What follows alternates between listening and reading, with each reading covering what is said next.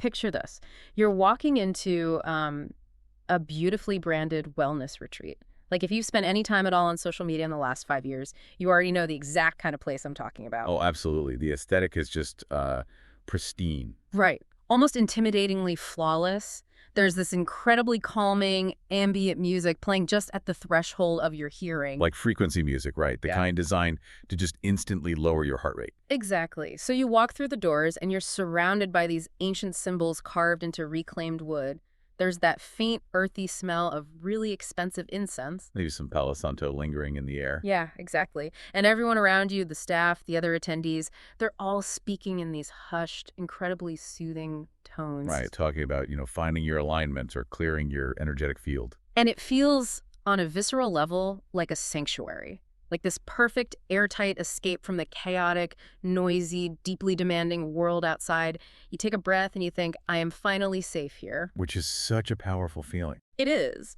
But what if we paused right there, right in the middle of that serene, minimalist picture, and asked a really uncomfortable question? Okay, let's hear. What if underneath that beautiful aesthetic, underneath the calming music and the promises of spiritual awakening, there lies this rigid, deeply entrenched system of control? Oof, yeah. Like, what if you haven't actually stepped into a sanctuary of healing at all, but rather into a carefully designed architecture of prejudice that's just wearing a very beautiful, very expensive disguise? That tension, that stark contrast between the aesthetic of healing and the actual mechanics of control is exactly what we're exploring today. And frankly, it's a tension that is becoming incredibly urgent for all of us to understand. Yeah, because we see it everywhere now. We do. Yeah. What you just described, that beautiful, soothing environment, it's so compelling because it speaks to a very real, very vulnerable human need for meaning, for peace and repair. Right. People are exhausted. Exactly.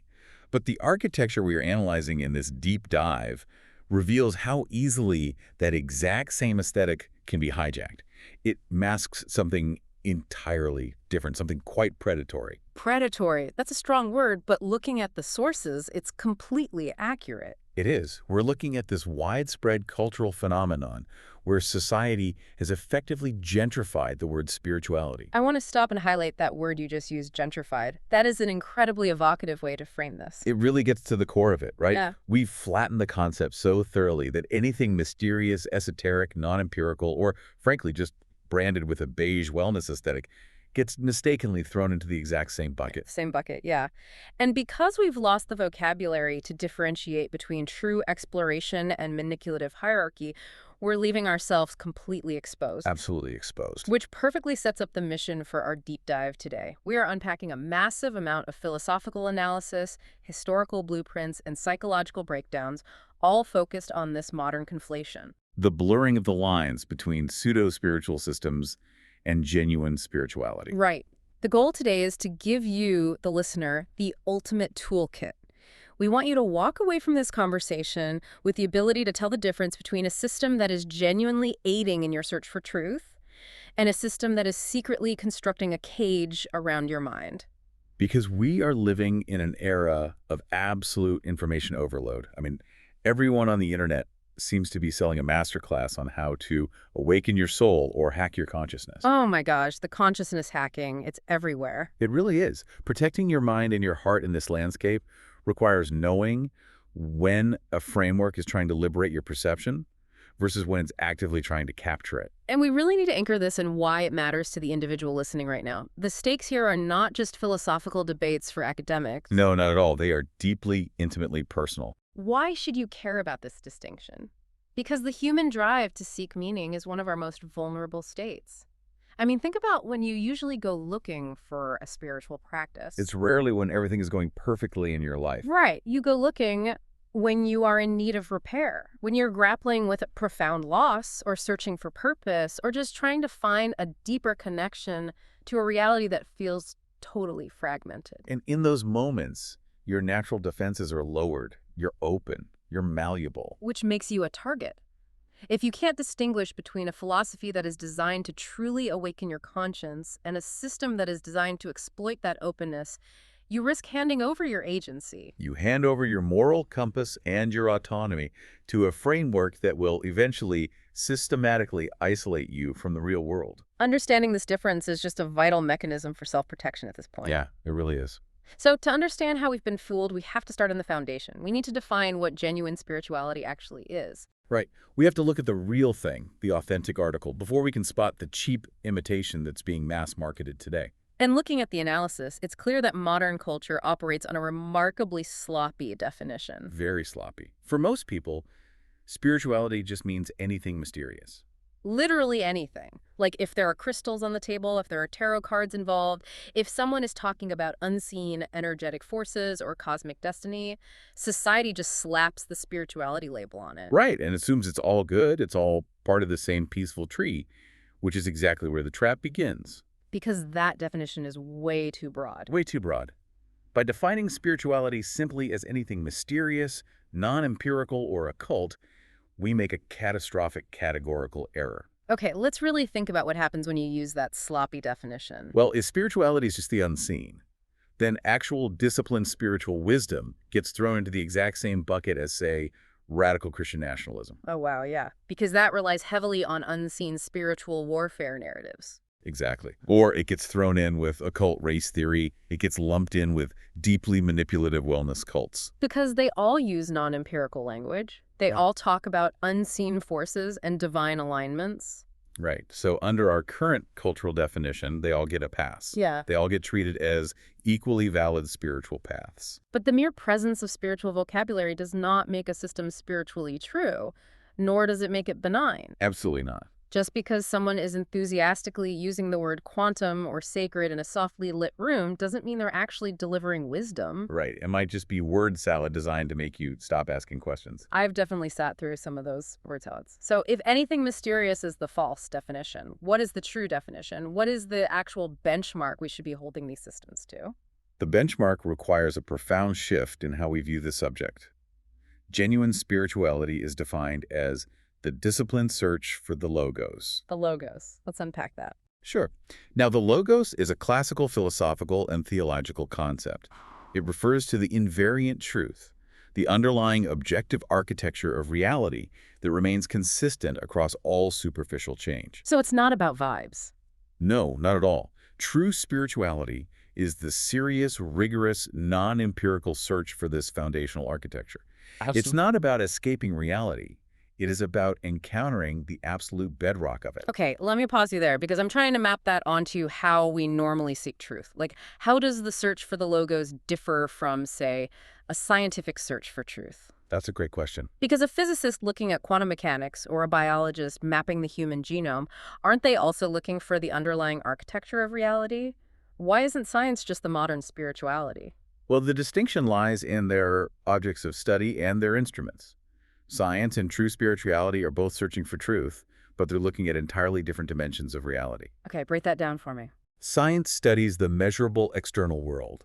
It asks what can be measured, quantified, and modeled externally. And to do this, it uses physical instruments, microscopes, telescopes, particle accelerators. Right, it relies on empirical testing and peer review. Exactly. Spirituality, on the other hand, studies the non-empirical, interior, and relational dimensions of human experience. So it's looking inward and at how we connect to each other. Yes. It investigates the structure of truth that reveals itself through consciousness, through the ethics of relationships, moral recognition, the experience of suffering, and the deep transformation of human perception. So if science uses a microscope, what is the instrument of spirituality? The instrument is the human being itself. Oh, I like that. It uses lived experience, a refined conscience, deep contemplation, and active compassion as its instruments of measurement. So real spirituality is not irrational. It's not anti-science. Not at all. It does not demand that you abandon logic. Its object of study is simply the internal and relational architecture of reality rather than the external, measurable one. And it requires just as much discipline, if not more, to calibrate a human conscience as it does to calibrate a laboratory instrument. I would argue it's much harder to calibrate the conscience. I agree. But I see the distinction. I have to play devil's advocate for a second, though. Okay, hit me. If real spirituality is this disciplined search for a higher truth, or this foundational logos, doesn't the pursuit of a higher state of consciousness naturally imply a hierarchy? How so? Well, if there is a higher truth to attain, doesn't that inherently mean some people are going to be quote-unquote higher than others? Aren't we just building a ladder where the enlightened get to look down on the rest of us? That is such a common fear. Because how is that different from the elitism we're trying to avoid in these wellness retreats? That is the exact paradox that trips up so many people, and it's honestly why pseudo-systems thrive. But the answer is a resounding no. And this is the fundamental distinction between the real and the counterfeit. Okay, so how does the real thing avoid that elitism? Real spirituality, the genuine encounter with the logos, clarifies. It strips illusion away. And the very first illusion it strips away is the ego's desire to be superior. Oh, interesting. So it does the opposite of puffing you up. Exactly. When someone genuinely deepens their spiritual perception, it exposes their own flaws. It deepens their sense of personal responsibility. Most importantly, it reveals the profound, inescapable interconnectedness and radical equality of all people. It doesn't elevate you onto a pedestal above the messy reality of human life. No, it embeds you more deeply, more painfully, and more compassionately within it. You realize that your liberation is entirely bound up in the liberation of the person next to you. It makes you more profoundly human, not superhuman. Precisely. It breaks down the walls of separation. Pseudo-spirituality, however, does the exact opposite. It mystifies. Yes. Instead of stripping illusion away, it takes the ego's illusions, decorates them in gold leaf, and demands that people worship them. It protects human bias and gives the ego a sacred, unassailable vocabulary to hide behind. It takes human beings and ranks them. Right. It looks at the world and says, I am awakened and you are asleep. I am pure and you are impure. Oh, or the classic. I am high vibration and you are trapped in the 3D matrix. Exactly. It creates a literal hierarchy of human value based on supposedly hidden spiritual metrics that only the in-group understands. Which brings us perfectly back to that concept of gentrification you brought up earlier. Because thinking about it in this context, the real estate analogy is devastatingly accurate. It really works. It's like taking a profound, ancient search for truth, a rigorous philosophy born in the crucible of human suffering that demands humility, ethical responsibility, and sacrifice. Right, a real sturdy foundation. And you take that ancient building and you completely gut it. You rip out all the difficult internal plumbing, you tear out the load-bearing walls of ethical accountability. You can gut the whole thing. Then you slap a fresh coat of highly marketable, minimalist aesthetic paint on it, and you sell it at a massive premium to people who want the social status of living in a historic building. But who absolutely refuse to deal with the reality of its history or its upkeep. Yes. That is exactly the mechanism. Yeah. And, it isn't a new phenomenon born on Instagram. Really? It feels so modern. It maps perfectly onto what happened historically during the occult revivals. Many 19th and 20th century spiritual philosophers, the people who built the theoretical foundations of modern, esoteric, and New Age movements, they were not practicing spirituality in the pure sense of seeking the logos. What were they doing then? They were actively building pseudo-spiritual systems of control. They lived in an era defined by profound cultural anxieties. What kind of anxieties? Well, the rise of Darwinism, complex race theories, intense fear of shifting gender roles and sexuality, plus the moral justifications needed for colonial hierarchy, and a deep reactionary nostalgia against modern industrialization. So they were swimming in an era of intense prejudice and shifting power dynamics. Yes, heavily. And what they did was take those exact cultural anxieties, those deeply human prejudices, and dress them up in mystical vocabulary. Oh, wow. So they projected it outward. Exactly. Yeah. They took their own societal biases and projected them onto the cosmos, calling them universal laws. They organized human hierarchy, racial purity, and social control into language that sounded ancient, mysterious, and profound. So today, when contemporary pop wellness culture casually repeats the frameworks of those systems, often completely uncritically, they are not preserving ancient wisdom. No, they are participating in the gentrification of spirituality. They're taking a word that should refer to the disciplined search for conscience and love, and filling it with appropriated hierarchical structures that only look spiritual from the outside. The result is total cultural confusion. Real spirituality gets blamed for the arrogance and harm done by the pseudo-systems. And the pseudo-systems are protected from criticism by the beautiful, ancient-sounding language they hide behind. Which means we desperately need to talk about that language. We need to dissect it. Let's do it. Because if the underlying structure of this pseudo-spirituality is just bias, prejudice, and ego protection, how does it manage to look so incredibly convincing? Like, how does it fool smart, well-read, compassionate people into participating in a hierarchy? It achieves this illusion by stealing the clothes of ancient wisdom. Stealing the clothes, I like that. The analysis of this phenomenon refers to it as the architecture of extraction, or the colonization of words. Pseudo-spiritual systems are incredibly predatory. In what way?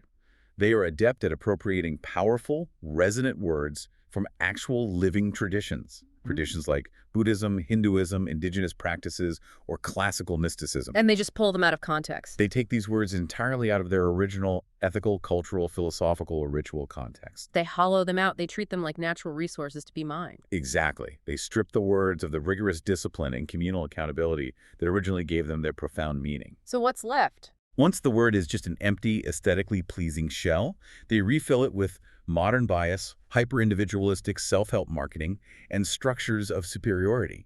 It is not spirituality. It is pure semantic extraction. If you're going to give you, the listener, a toolkit today, we need to do a deep dive into the specific examples of this. We absolutely do. We need to unpack the lexicon and see how these moral reversals actually happen in practice.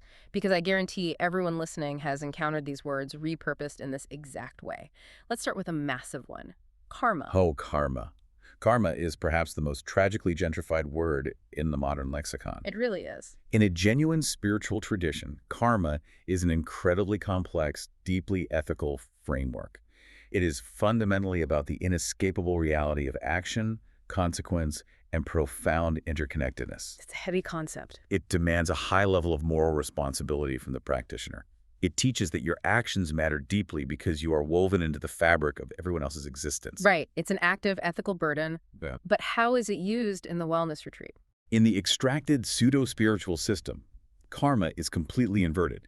It is rebranded as the ultimate excuse to avoid helping people. Avoid helping. How? It becomes a tool of moral evasion and apathy. If a follower sees someone suffering, say, experiencing poverty, fleeing a war zone, or facing systemic injustice, the pseudo-spiritual framework allows them to look at that suffering and say, well, that is just their karma.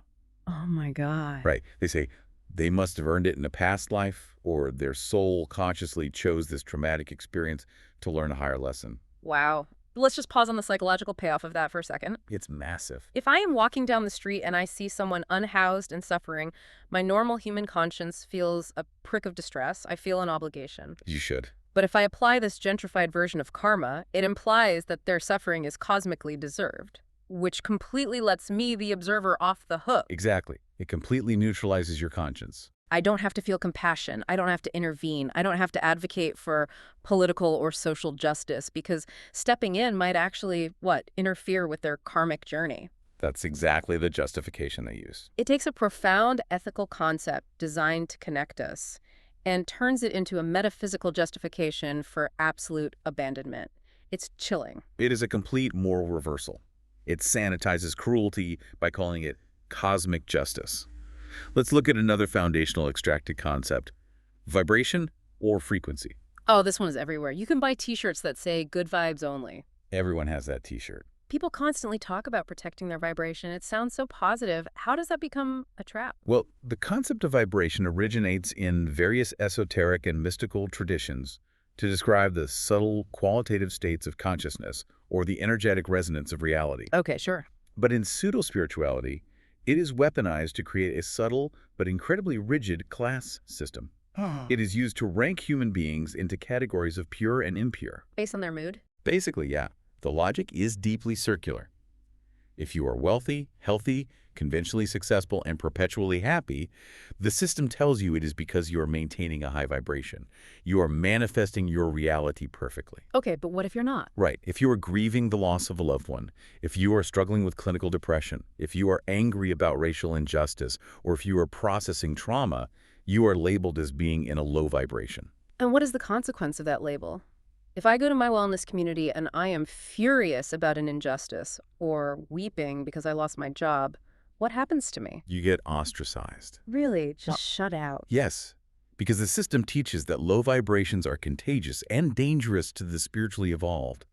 It trains followers to pull away from the messy, difficult, deeply human reality of suffering, all under the guise of maintaining their alignment or protecting their peace. Protecting my peace. I hear that phrase all the time. It teaches you to view a friend in crisis, not as someone in need of comfort, but as an energetic hazard. It is a hierarchy of human worth dressed up as quantum mechanics. So protecting my peace just becomes a sanitized way of saying I refuse to be inconvenienced by your humanity. That's exactly what it is. That is incredibly isolating. What about the term shadow work? I see this all over social media, usually framed as the ultimate deep psychological dive. Shadow work originates in Jungian psychology. In its authentic context, it is a serious, often agonizingly difficult process of integrating the repressed, darker, or socially unacceptable aspects of one's own psyche. Right, taking ownership of your baggage. Exactly. It requires immense self-reflection and taking ownership of your capacity for harm. But in the extracted pseudo-spiritual lexicon, shadow work undergoes a terrifying mutation. It is frequently weaponized as a form of victim blaming. Wait, how so? Isn't personal accountability a good thing? If we throw out shadow work entirely, aren't we just encouraging people to play the victim and never look at their own flaws? Accountability is vital, of course. But pseudo-spirituality doesn't use shadow work for accountability. It uses it for deflection. Give me an example of how that works. Let's say you are in a spiritual community and a leader verbally abuses you or financially exploits you. You raise a complaint. As you should. Right. In a healthy system, the leader is held accountable. But in the pseudo-spiritual system, the leadership will turn it back on you and say, why did your energy attract that abuse? Oh my goodness. They'll say, what is it in your shadow that manifested this conflict? You need to go away and do your shadow work. It completely deflects accountability from the abuser. And places the burden of the harm entirely onto the victim. It frames your victimization as your own personal spiritual failure. That is incredibly insidious. It's gaslighting with a mystical filter applied to it. You aren't allowed to be a victim of circumstance or malice. You are supposedly the architect of your own abuse. It's a brilliant, terrible defense mechanism for abusive leaders. And finally, let's look at detachment. Right. In traditional contemplative practices like Buddhism or classical mysticism, detachment or non-attachment is a profound discipline. It's about letting go, right? It is about loosening the ego's terrified grip on specific outcomes, statuses, and material possessions. But the goal of this loosening is to foster a deeper, more unconditional and universal love for the world. So it's not about not caring. No, you detach from your selfish desires so you can attach more fully to the truth and to others. But in the counterfeit system, detachment is hijacked and used as a cover for emotional avoidance, lack of empathy, and relational abandonment. You know, I have a theory on this. Oh, let's hear it. Reading through these examples of detachment, it immediately reminded me of a very modern, very relatable phenomenon entirely outside of the typical crystal and incense wellness space. Okay, where? I'm thinking about the way internet tech bro or hypermasculine alpha culture has extracted ancient stoicism. Oh, that is a fascinating parallel. Go on. How do you see that mapping? Well, they take this profound Hellenistic philosophy, Stoicism, which was deeply, intricately concerned with civic duty, ethics, community, and moral virtue. Right. Marcus Aurelius and Seneca. Exactly. They take Marcus Aurelius, an emperor who wrote endlessly about his duty to his fellow man, and they strip all of that civic responsibility away. They completely ignore the context. They repurpose the aesthetics of Stoicism to justify emotional suppression, a complete lack of empathy for the weak, and hyper-individualistic, cutthroat ambition. Just utter ruthlessness. Right. They use the vocabulary of Stoicism to look at a partner or an employee and say, I don't care about your feelings or your struggles because I am completely stoic, rational, and detached. Wow. It perfectly matches the exact pattern of pseudo-spirituality we are discussing.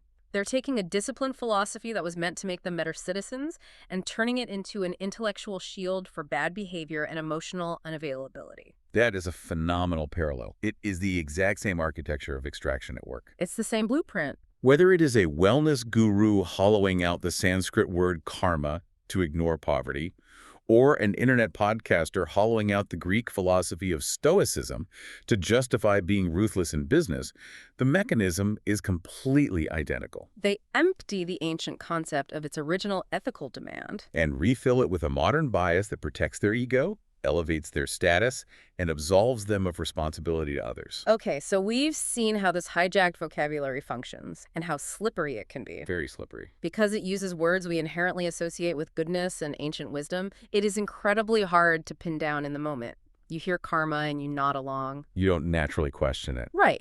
But looking at vague generalizations about a yoga class or a generic wellness retreat lets people off the hook because it feels too broad. Oh, my yoga studio isn't doing that. Right. People always think they're the exception. To really understand the danger, to see the machinery beneath the floorboards, we need to look at a rigid historical blueprint. We have to prove exactly how these systems of bias are constructed from the ground up. Yes, we need a concrete example. And the analysis points to a very specific historical figure to serve as the ultimate concrete proof of this pseudo-spiritual trap. It does. When you trace the history of these movements, you inevitably hit the early 20th century esotericist Rudolf Steiner. Steiner. He serves as the defining historical blueprint for how pseudo-spiritual exploitation is built, and we need to be very clear about why his system is the perfect case study. Yes, let's clarify that. Steiner's not dangerous because he talked about super-sensible knowledge or angels or clairvoyance or higher worlds. Right, I want to underline that. Having weird or mystical beliefs doesn't automatically make you a manipulator. Believing in fairies or astral projection might be unorthodox, but it isn't inherently a system of control. Exactly. The presence of the mystical isn't the crime. He is dangerous because he took that exact spiritual mystical language and used it to construct an absolute, undeniable, and racially coded hierarchy of human value. Racially coded hierarchy, that is, wow. His entire cosmology is the perfect illustration of what happens when you take political theology, cultural anxiety, and human prejudice, and you calcify it into metaphysics. Let's get into the specifics of that metaphysics of prejudice, because when you actually map out what he built, it is staggering. It really is. Steiner's system relied heavily on concepts that sorted humanity into evolutionary tiers. Like levels of a video game. Kind of, yeah. Yeah. He taught about root races, folk souls, and the concept of spiritualized blood. He didn't just casually observe that different cultures existed. He created a vast, incredibly detailed, supposedly clairvoyant map of the cosmos. And what did this map show? It directly tied a person's race, their ethnicity, and their geographic origins to their level of spiritual evolution and their cosmic karma. So he wasn't just saying people are culturally different. He was saying these physical and ethnic differences are the literal biological manifestation of where your soul ranks on a cosmic evolutionary ladder. Precisely. It is the ultimate, most devastating gentrification of bias. How did he rank them? Well, in his framework, certain races or nations, typically Northern European ones, surprise, surprise, were framed as spiritually advanced. They were the ones carrying the future of human evolution in their blood, tasked with bringing the ego into full consciousness. And the others? Meanwhile, other races were categorized as representing a declining, spiritually stagnant past, souls who had failed to evolve properly in previous epochs. That is just, it's racism dressed up as a cosmic law. This is not revealing an invariant truth. This is not a humble search for the logos. This is taking the intense racial, nationalistic, and colonial prejudices of early 20th century Europe, putting them in a blender with some incense and esoteric vocabulary, and presenting human inequality as a cosmic map of destiny. And the absolute danger of that blueprint is that if you convince people this is cosmic law, you permanently short-circuit their ability to object. You can't argue with the cosmos. Exactly. You can't fight for civil rights or human equality or social justice if you truly believe that inequality is a divine structural mandate of the universe. If someone's lower status is just their soul's evolutionary karma, helping them is a cosmic mistake. It morally paralyzes you. But this brings up a huge psychological question for me. How does a system like this actually get a rational, modern person to comply? It's not easy. Right. If I walk into a room and someone hands me a chart showing that certain races are spiritually inferior, my modern brain recoils. How do you convince someone to accept this hierarchy, especially if the system demands total obedience? You are right that people don't usually accept it on day one. It requires a process of psychological dismantling. What does that look like? The analysis explains this through a process often called initiation, but which is functionally, mechanically, a method of breaking the will. Breaking the will. Yes. In Steiner's blueprint, and in the countless systems that copied his underlying model, the method of advancement demands what is essentially the dissociation of the human personality. What does that actually mean in practice? Dissociation of the personality sounds very clinical. How does a guru actually do that to someone in a retreat setting?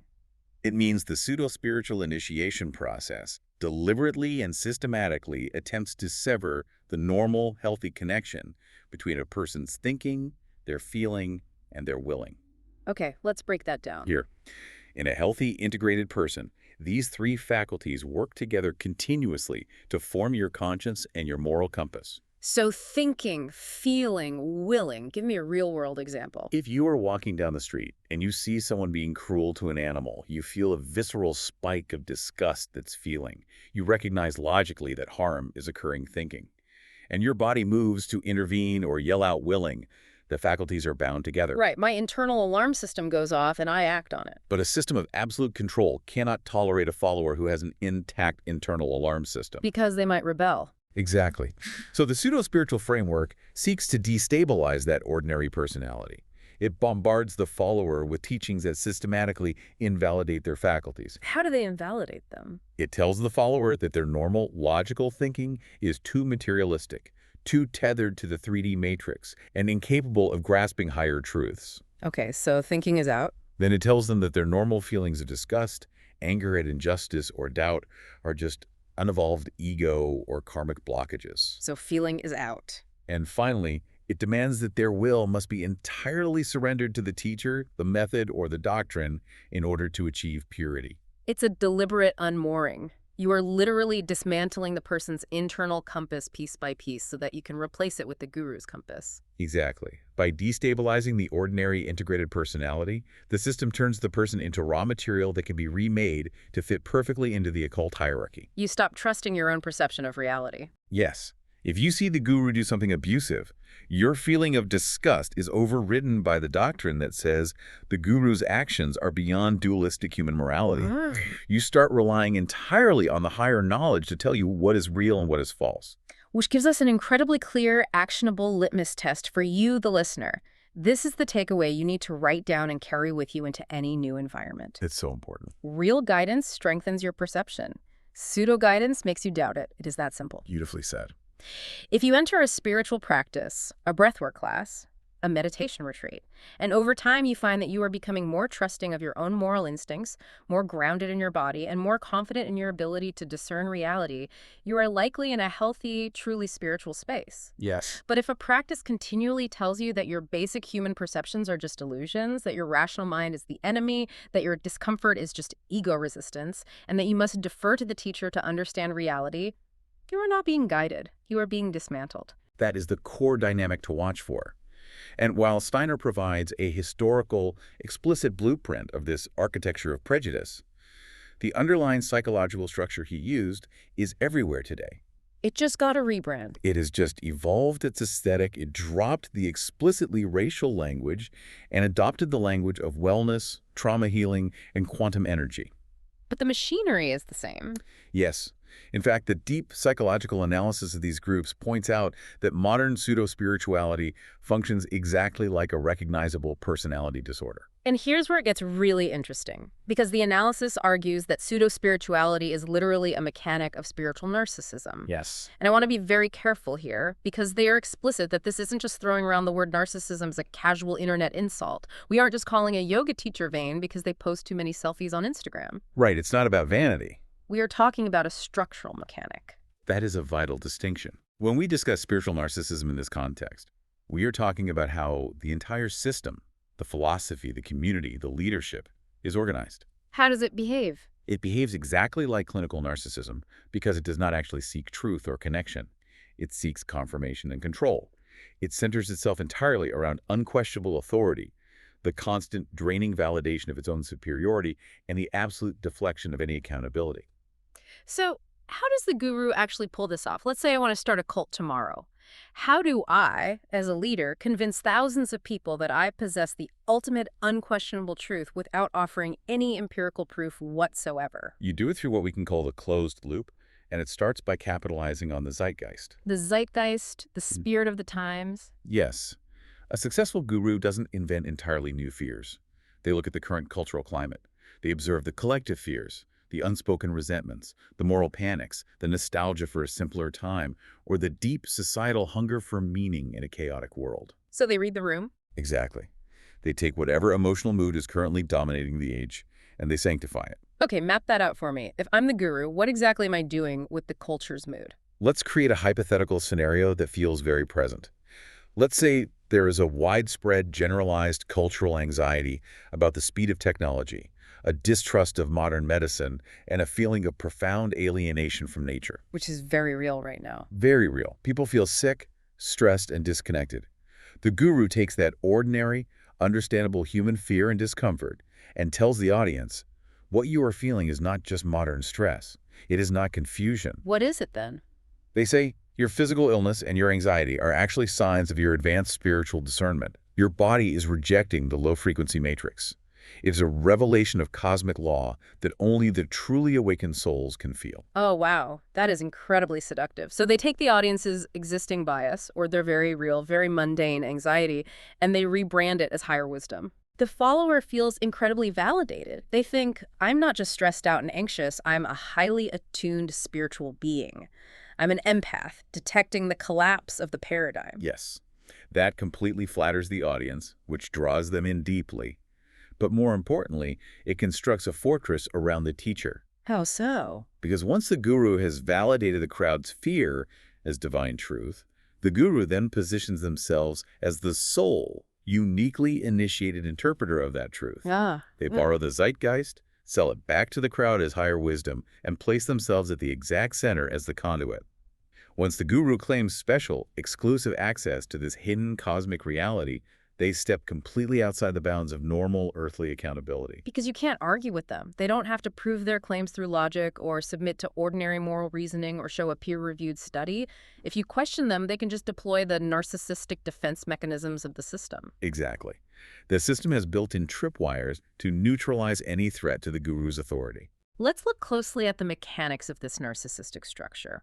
The analysis identifies 10 key mechanics, and while we can't dissect every single one, we absolutely must unpack the most dangerous pillars to show how the trap closes. Yes, these are crucial to understand. The first, and perhaps most common, is the immunity from correction. Right. Immunity from correction. How does that play out in the day-to-day life of the closed loop? Well, think about a normal teacher-student relationship. If a math teacher gets a problem wrong on the board, a student points it out, the teacher checks the math and says, you're right, my mistake. That's healthy modeling. Right. But in a pseudo-spiritual system, the guru never, ever says, I made a mistake. Never.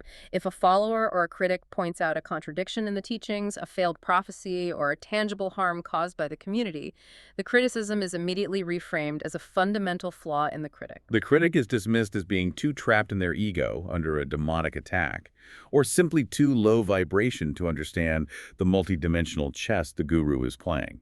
Any failure of the method, say, a follower gets physically sick despite doing all the healing mantras, is turned back onto the follower. They'll say, you didn't apply the method with a pure heart, or your soul is resisting the healing. It's an impenetrable shield. It makes the leader absolutely bulletproof because the very act of questioning proves that you are spiritually blind. Right, it's a catch-22. And then there is the mechanic of dependency, which is terrifying. A genuine spiritual teacher, much like a good therapist or a good parent, should actively strive to make themselves obsolete. They want you to graduate. Exactly. As the student gains clarity, discipline, and maturity, they should need the teacher less and less. They graduate. But in pseudo-spirituality, the entire system relies on the follower believing they are spiritually unsafe without the method. Spiritually unsafe. Followers are taught that if they leave the retreat, if they stop doing the specific 4 a.m. meditations, or if they question the guru, they will fall out of alignment. They will lose their awakening, or worse, they will suffer severe karmic consequences. The guru becomes more important over time, not less, because the illusion requires their constant looming authority to survive. Yes. I want to touch on how that dependency is often tied to another mechanic, financial and resource extraction, because the guru doesn't just want your mind, they usually want your wallet. Yes, and it is almost always framed in that extracted vocabulary we discussed earlier. A guru won't say, give me all your money so I can buy a private jet. No, that would be too obvious. They will frame exorbitant costs for retreats, courses, or private initiations as an energetic exchange. Energetic exchange. They will tell you that paying $10,000 for a weekend seminar is a way of proving to the universe that you are ready for abundance, or that financial sacrifice is necessary to break your attachment to the material matrix. It leverages your desire for spiritual growth to empty your bank account, creating an even deeper sunk cost fallacy. You can't leave because you've invested everything. Precisely. Hmm. Which ties right into isolation from outsiders. Right, once you've spent the money and committed to the guru, the system has to cut you off from anyone who might point out the absurdity of it all. Exactly. The system begins to casually, then forcefully, suggest that your family and old friends are low vibration. It teaches that spending time with people outside the group will drag your energy down. Slowly, your entire social safety net is eroded until the only people you talk to are within the closed loop. It's heartbreaking to watch happen. But the mechanic that I think is the most insidious, the one that operates the deepest level of the psyche, is control through meaning. This is perhaps the most profound and devastating mechanic of control. How does it work? The pseudo-spiritual system does not merely dictate what you should do. It dictates how you are allowed to interpret your own internal life. It confiscates your inner world. That is what. It tells you what your doubt means. Your doubt is just your ego's fear of annihilation in the face of truth. It tells you what your fear means. Your fear is a lack of faith in the cosmic order. It tells you what your suffering means. Your suffering is a past life debt that you must burn through quietly. It confiscates your inner life. You aren't even allowed to own your own sadness or skepticism anymore. No, it's all pathologized. If you wake up crying, you aren't allowed to just be sad. You have to run to the guru to find out what cosmic portal is opening that is causing your tears. The system owns the interpretation of your very identity. Which brings us to the ultimate warning sign for the listener. Yes, let's give them the sign. If you are ever trying to figure out if you are in a healthy spiritual environment or a narcissistic trap, you must ask one fundamental binary question. And what is that? Does this system make itself impossible to question? Because the moment a system cannot be questioned, the moment your critique is treated as a spiritual failure or an attack, it completely stops functioning as spirituality. Right. It's not a shared search for truth anymore. It is simply functioning as power. It is an architecture of control, and you are just a brick in the wall. Precisely. The refusal to be questioned is the death of truth. But this leads to a really heartbreaking, confusing reality. If we can map this out so clearly, if these systems are so manipulative, so rigidly controlling, and structurally narcissistic, why do so many incredibly smart, compassionate, well-meaning people fall for them? That's a question I hear all the time. We aren't just talking about gullible fools. We're talking about doctors, artists, activists. How do people get trapped in the closed loop? They get trapped because spiritual exploitation almost never announces itself as control. It doesn't walk up to you, hand you a contract, and demand submission. No, that would never work. It arrives wearing the face of profound love. The analysis describes this dynamic as a deep relational wound, calling it the crime of the heart. The crime of the heart, that phrase just stops you in your tracks. Let's really unpack what makes this specific type of exploitation so uniquely devastating. Because it's not like getting scammed by a shady mechanic. It goes so much deeper. It is devastating because it bypasses your intellect and targets the most vulnerable, open, and hopeful part of a human being. Like we said earlier, when people are seeking... When someone enters a spiritual space, they are usually seeking something deeply meaningful. They want to heal a childhood trauma. They are desperately seeking belonging. They want to understand their purpose, or they are in the midst of a life transition. They are in a state of natural, beautiful, human openness. Yes. And the spiritual manipulator reaches right into that vulnerable place and uses that opening to insert hierarchy, dependence, and shame. It's a profound betrayal because the manipulator uses the exact language of care. A guru doesn't stand on a stage and say, I want to dominate your life and empty your bank account. No. They look you directly in the eye with a soft smile and they say, I see your true potential. I know the pain you are carrying. I can see your soul. I can help you heal. Trust me, I can show you the truth that the rest of the world is too blind to give you. And because real, genuine love actually does involve trust and help and seeing someone's potential, the imitation is incredibly hard to detect when you are hurting. You want to believe it. That is the core of the betrayal. Pseudo-spiritual control copies the exact gestures of love while completely removing love's ethics. As the analysis states beautifully, real love helps without possession. Pseudo-love helps in order to own. I love that quote. Real love helps without possession. Real love wants you to be free, even if it means you walk away. Pseudo-love wants you to be healed only through them so you stay forever. Yes. Real aid restores your agency, while pseudo-aid just creates a desperate dependency on the person giving the aid. And the sources point out that this dynamic uniquely targets and devastates marginalized groups. We really need to look at this. We need to spend some real time looking at this as a specific case study in vulnerability, particularly focusing on the LGBT experience, because it perfectly illustrates how the trap changes its aesthetic but keeps its teeth. The LGBT community is a critical, heartbreaking example here. Many queer individuals have already experienced profound spiritual trauma long before they ever set foot in a wellness retreat. Right.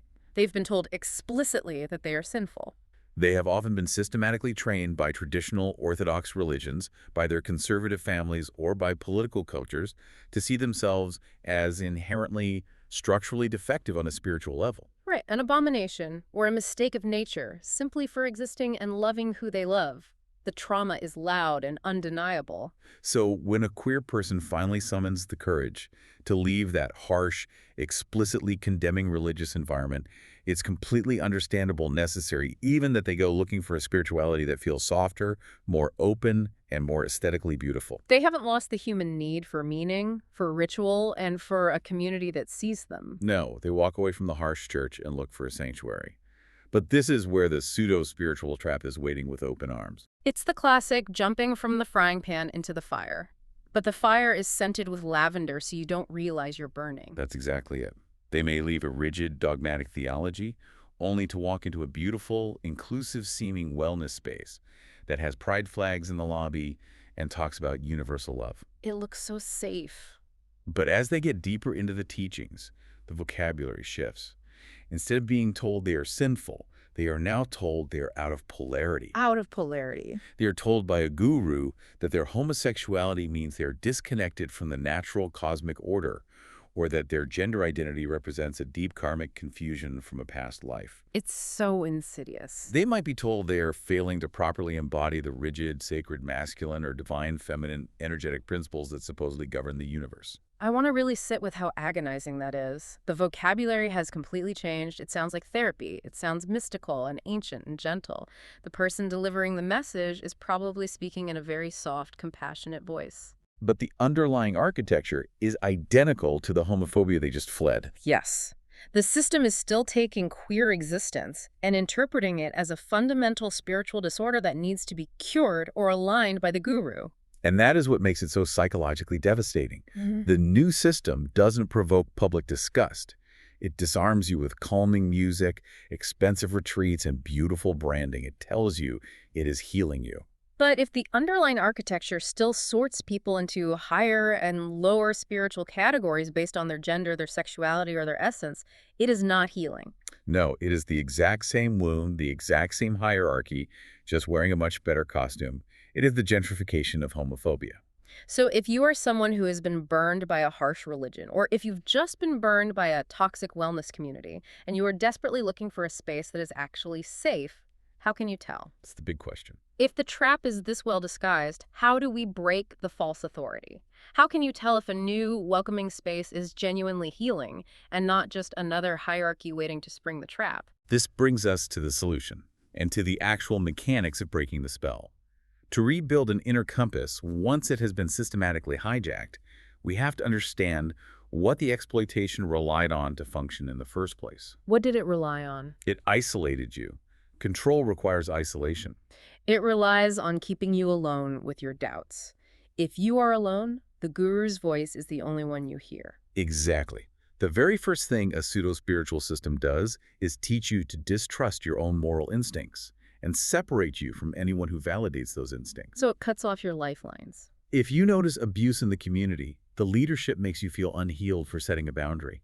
If you have a logical question about where the money is going, it makes you feel spiritually immature for asking it. It isolates you by making you believe that any confusion, discomfort, or skepticism you feel is a personal, embarrassing spiritual failure. You suffer in silence because you think you are the only one who doesn't get it. It puts you on an island where the only person authorized to interpret reality for you is the leader. So how do we blow up that island? Through the profound disruptive power of healthy communal support.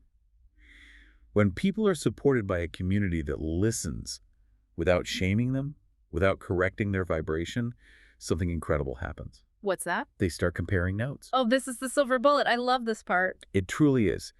When you sit down and talk honestly with others who have been in the same system, the private, shameful confusion you felt suddenly becomes a visible, shared pattern. You realize you aren't crazy. You realize, wait, the guru told you that your doubt was a sign of low vibration too.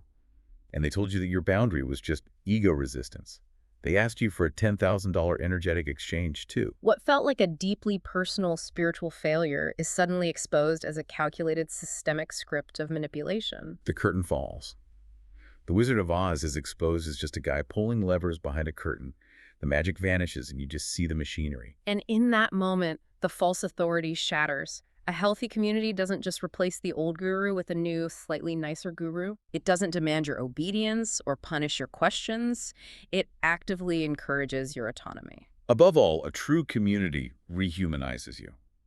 For groups that were systematically taught to see themselves as spiritually defective, like the LGBT individuals we discussed, or anyone who was told their grief, anger, or illness was a low-vibration community, reverses that damage. How does it do that? It affirms that your embodiment, your love, your messy emotions, your sexuality, and your humanity are not spiritual failures to be transcended. They are the very essence of human wholeness. A healthy community returns you to yourself. It hands you your compass back and trusts you to use it. Exactly. Okay, this has been an incredibly intense, eye-opening journey. We have mapped the architecture of this trap from top to bottom. We covered a lot of ground today. We've gone from the gentrification of ancient words, through the historical blueprints of prejudice with Steiner, all the way into the psychological mechanics of the modern spiritual narcissist. So, what does this all mean for you, the listener, right now? I want to give you the ultimate synthesis of this deep dive. Final takeaway. This is the final practical identification test you can carry in your pocket. Whenever you encounter a new philosophy, a new teacher, a new wellness brand, or a new esoteric system, I want you to step back, look at how it makes you behave in the real world, and ask yourself this one critical question. It's the most important question. Does this practice make me more honest, more compassionate, more responsible for my actions, and more humble? Or does it make me feel special, superior, persecuted by the unawakened, and magically exempt from basic human accountability? That is the defining line.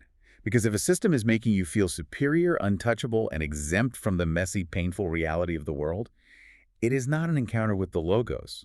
It is simply an architecture of control flattering your ego. So true. And I want to leave you with a final provocative thought to mull over as you navigate these spaces. Think about the massive billion-dollar modern drive for self-improvement and spiritual evolution that is marketed to us constantly. It's everywhere. If a spiritual practice requires you to continually distance yourself from the messy, uncomfortable suffering of the ordinary world just to maintain your high vibration, are you actually evolving? Right. Or are you simply using sacred language to build a very beautiful, very lonely fortress? Wow. Are you evolving, or are you just building a beautiful, lonely fortress? That is a profound question to sit with. So remember that perfectly branded wellness retreat we walked into at the very beginning of this deep dive? Yeah. The ambient frequency music, the expensive incense, the hushed promises of alignment. The next time you walk into a space like that, whether it is a physical retreat in the mountains or a digital community on your phone, keep your eyes open. Enjoy the aesthetic if you like it, but do not let it put your conscience to sleep. Keep your compass calibrated. Exactly. Keep questioning the authority, keep seeking genuine, messy human connection, and bring this toolkit with you into whatever sources you explore next. Until next time, stay curious.